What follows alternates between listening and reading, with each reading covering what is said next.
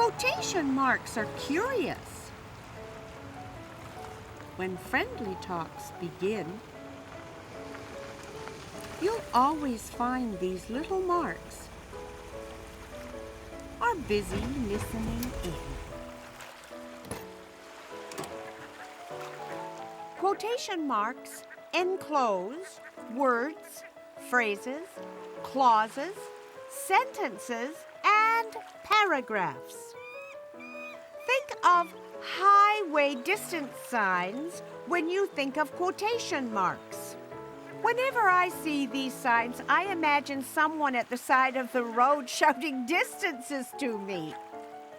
For example, the sign says 26 kilometers to Vancouver and 162 miles to Seattle.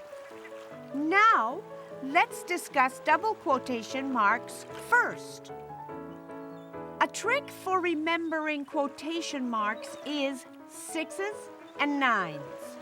6s at the beginning of the quotation and 9s at the end. I found this trick very helpful for young students. Remember, quotation marks, like the apostrophe, float above the line. Double quotation marks are used in 3 ways. 1. Double quotation marks are used within a sentence to enclose the exact words of a speaker. For example, the plaque says, "At the going down of the sun and in the morning, we will remember them." At the going down of the sun and in the morning, we will remember them are the exact words said, so they are enclosed in quotation marks.